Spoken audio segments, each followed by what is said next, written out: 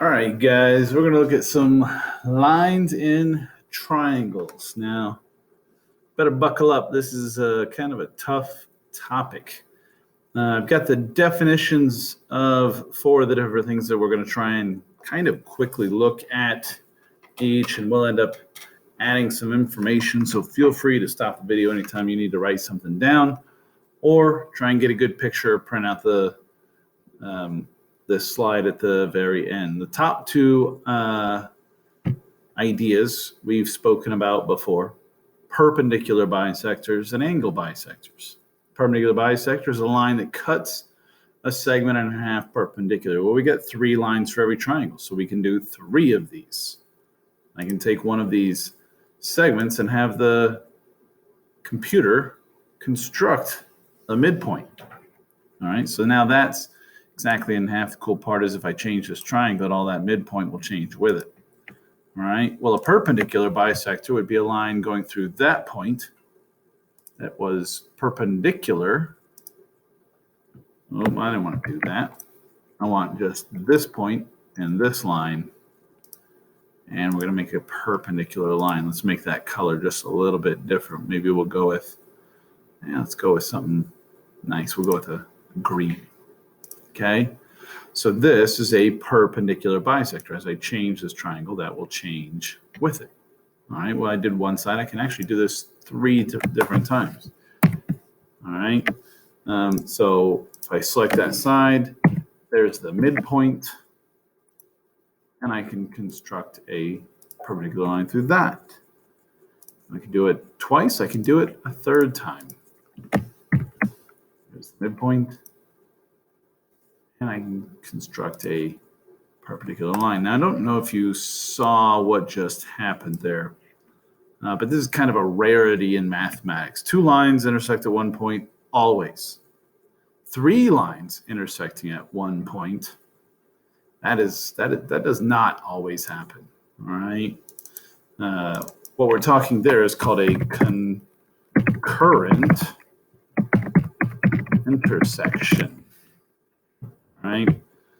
I don't need that bolded and underlined. A concurrent intersection when 3 or more lines intersect at one point. Okay? Concurrent intersection, or a point of concurrency. So the fact that these all construct, I got too many things selected here. If I take the 2 of these lines, I can construct a point at that intersection. Now, something really cool is actually happening here with these perpendicular bisectors. All right, this concurrent intersection has a specific name. It's called a circumcenter. Okay, what that means, to circumcenter, means to have a circle go around the outside. So if I have a circle, let's go back to here. See what happens with this circle. Does everybody see if I put that circle going through?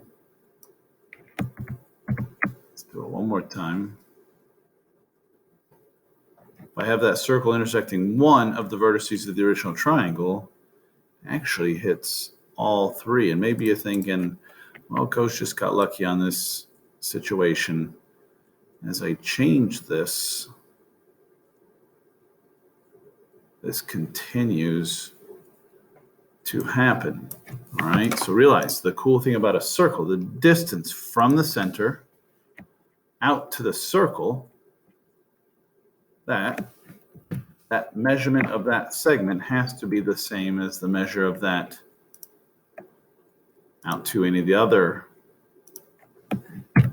These segments are going to equal. HC would be equal to HA, which will be equal to HB. All right, that's what happens when the circle goes around, to surround, circumcenter this object. All right, that's just perpendicular bisectors. All right. So let's try and reset this problem. Let's get rid of these perpendicular bisectors. Let's look at the angle bisectors. If I take angle ABC, I can construct an angle bisector. I go with angle BAC, I can construct, come on, BAC, construct second angle bisector. What are the odds that I'm going to get another concurrent intersection? ACB. Of course, I must be getting low on batteries on this mouse because it is freaking out.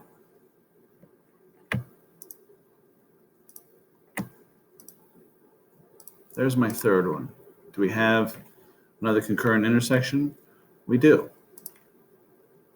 If we look at the intersection point here, we do that circle game again. It doesn't work this time that way. But the way it does work when we have the angle bisectors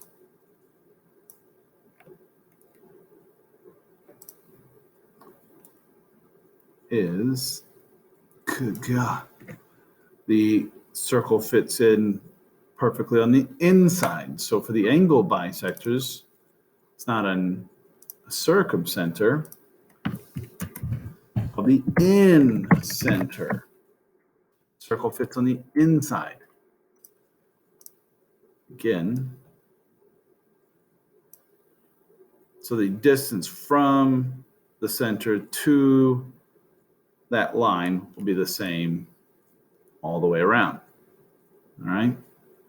I'm going to pause and change the batteries in my mouse to show you the rest of this.